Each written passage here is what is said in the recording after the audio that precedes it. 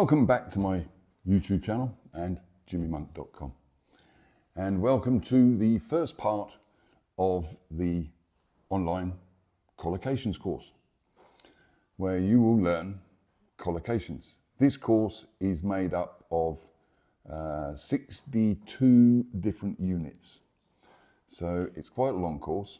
So make sure you like, subscribe, and ring that bell. Yeah, ring that bell so you don't miss the next unit. Now, this video is made into 4 different parts.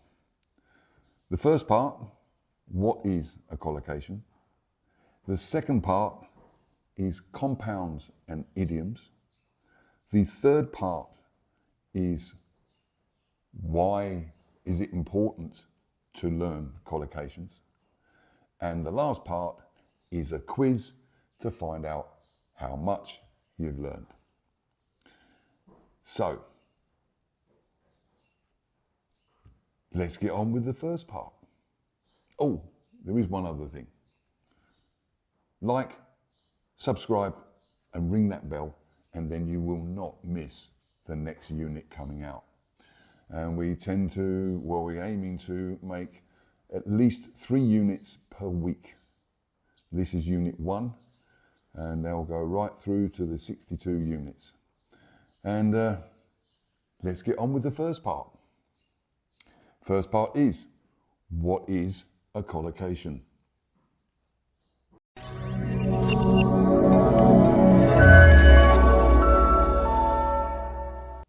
Well, what is a collocation? A collocation is a pair of words that are often used together. These combinations sound natural to a native speaker, but students of English have to make a special effort to learn because they're not easy to guess. They're not easy to guess. Some combinations just sound wrong to a native speaker of English. And for example, the adjective fast collocates with cars. Fast does not collocate with glance. So you get fast cars, you can't get, or you don't get, fast glance. So you would get a quick glance, but you wouldn't get quick car. It's not a collocation.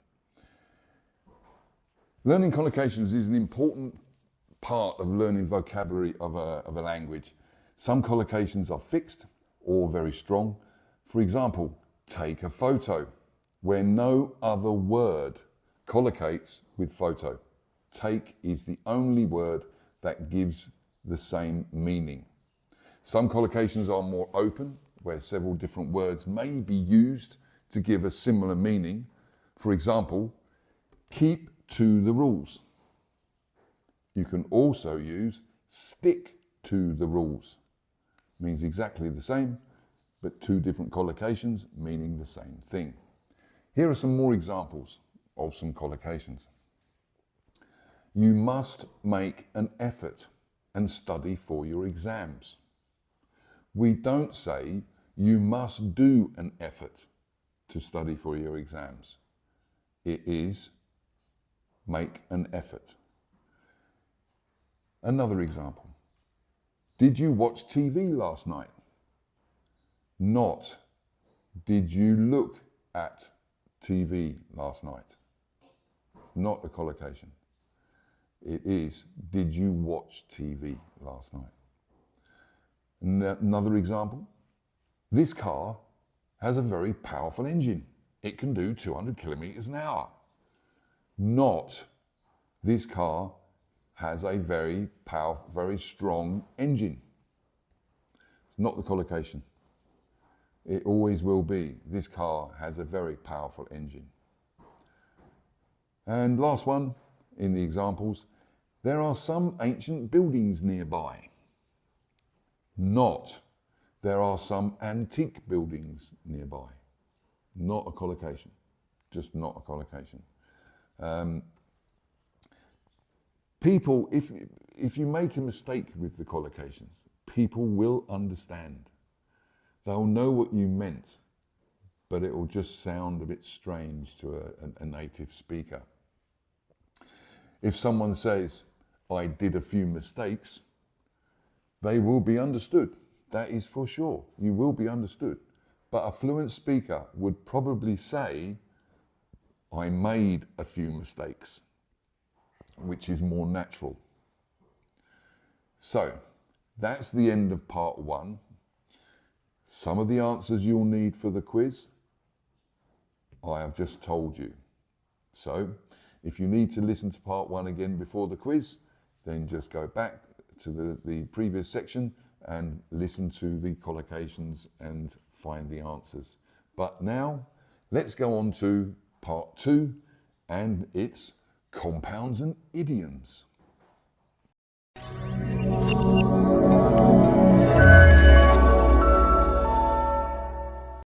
Compounds and idioms. Compounds and idioms are units of meaning formed with 2 or more words. Sometimes the words are written separately, sometimes they have a hyphen, and sometimes they are written as one word. Usually the meaning of the compound word can be guessed by knowing the meaning of the individual words. Some examples of compound words are car park, post office, narrow-minded, shoelaces, teapot. Now they are compounds. Now it is not always easy to separate the collocations and the compounds, and where they are useful for learners or an important part of vocabulary of a topic, we include some compounds in this course. Idioms are groups of words in a fixed order that have a meaning that cannot be guessed by knowing the meaning of individual words. For example, pass the buck is an idiom meaning to pass responsibility or a problem to another person, to avoid dealing with it yourself.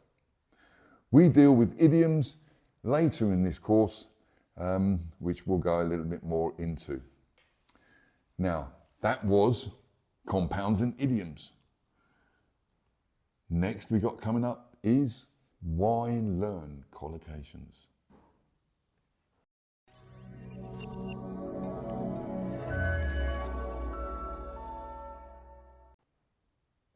Why learn collocations? Learning collocations is a good idea because they'll give you the most natural way to say something. Smoking is strictly forbidden is a more natural than smoking is strongly forbidden. Strictly forbidden is more natural, a more natural collocation. Give you an alternative ways of saying something which may be more colourful, expressive and more precise. Instead of repeating it was cold and very dark, we would say it was bitterly cold and pitch dark.